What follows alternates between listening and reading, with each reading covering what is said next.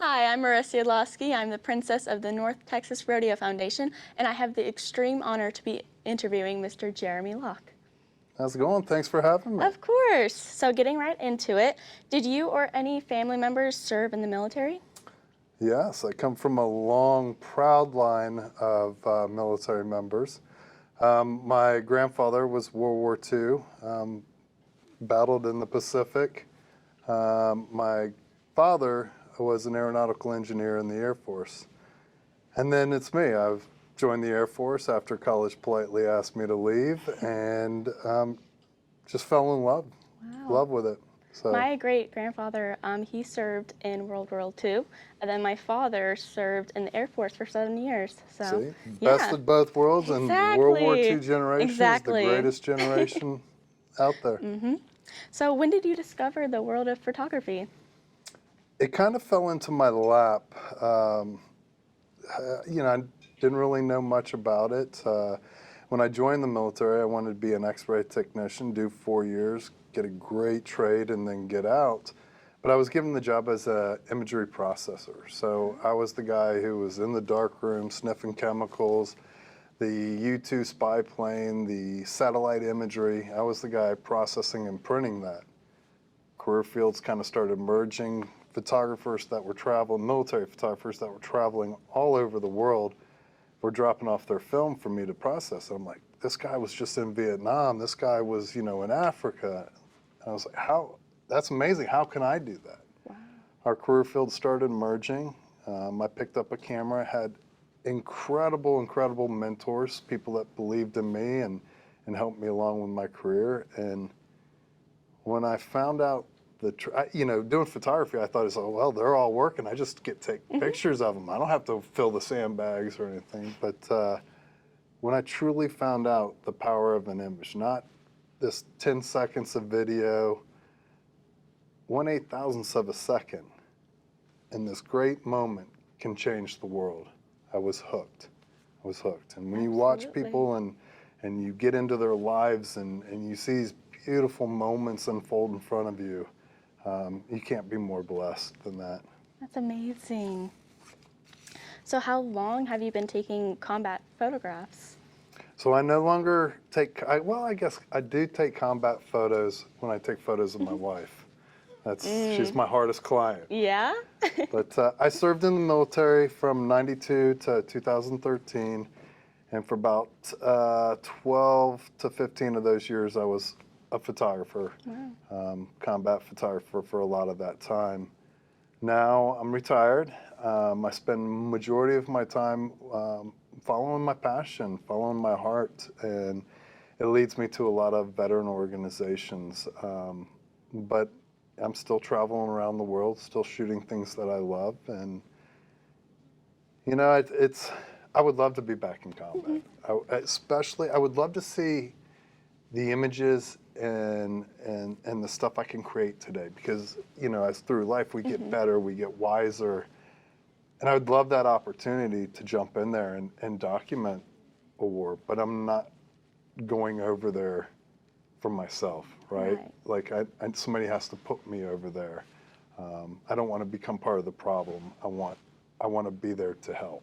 Absolutely. Yeah. So have you won any photography awards? 1 or 2. What were they? I guess my claim to fame is I'm a 7-time military photographer of the year. Wow. 2 people have come close, and there's been a couple 3-time winners. So that's my claim to fame with the military. I've won all sorts of awards, but it's nice to win awards. For me, awards lets you see how you're ranking. But I think, one of the greatest things that I want to look forward to is, I want to be that guy that mentors and teaches that 8-time military photographer of the year. So, yeah. Awesome. What was the most challenging place where you photographed?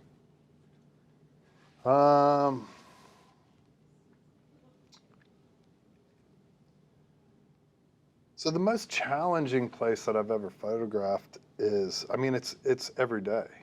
It's maybe this one's tough because it's pouring down rain, right? Or maybe this one's tough because it took 5 days to get there. I think every opportunity presents its problems, and as a photographer, as a photojournalist, you need to be thinking on your feet to stay ahead of the game, and sometimes you're given a 12 high noon sun and you got to come back and make pictures of it. There was this one time I was out in Mosul with one of the top snipers, and to go out with him, you're in pitch black, you're in darkness, and my job is I have to figure this out and come back with an image. And it just so happened that these were like second long exposures, and he just reached down, he's smoking a cigarette, and just kind of cupped it so the enemy wouldn't see it, cupped it and hit it, came back and hit it again, and it just lit his face. And it's one of those things that you have to be that problem solver. So I look at difficult situations, difficult places as opportunities to create some amazing images and shared memories as well. Just like making art, yeah. Yeah. So how long have you been a photographer at Skyball? It's been a long time. Yeah. I don't know the years, but I'll tell you a quick little story. So I retired in 2013, and I was kind of lost. Here I'm the 7-time military photographer of the year. Oh, you'll have plenty of jobs here or there. And you kind of get lost. You're not around your brothers and sisters. You miss that camaraderie. And it was a couple of years I found Skyball through some friends, introduced me, and it was the organization that brought back that sense of purpose for me. It gave me something to look forward to. Amazing mission, amazing cause, absolutely incredible, talented, and super people. And it's given me an opportunity. It is the only thing that I donate 100% of my time and will make sure my calendar's okay for that year. Yeah.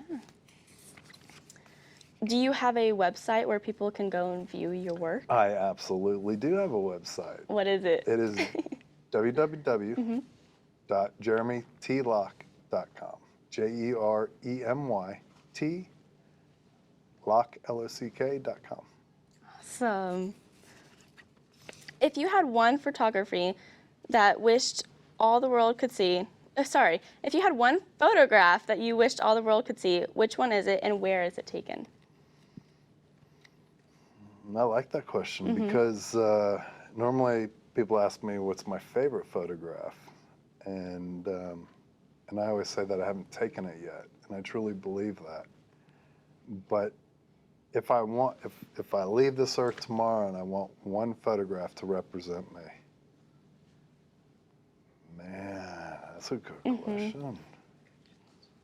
The one that's popping into my mind right now, you like different photographs for different reasons. Like your hat. You might like your hat. Today it goes with this outfit. It means something to you. And then tomorrow you might be in a different place that it means something to you. Right. The image that always pops into my head is one of the hardest images I've ever had to take. And it's my grandmother's deathbed, my mom and dad's hands reaching in and telling my grandmother it's okay, you've led a good life, it's okay, let go. Pretty essentially, it's okay to die. Streaming, just crying the whole time I'm taking it, but is honored to be there to take and witness something. So it's literally my parents' hands coming in saying that, and her last breath is that shot. And to me, it's so angelic and so beautiful, and I mean, we're all gonna kind of die someday, and I think she left a great legacy through her children and grandchildren, and it was just a proud moment to be there. So that right today, that's the one that always pops into my mind. That's awesome.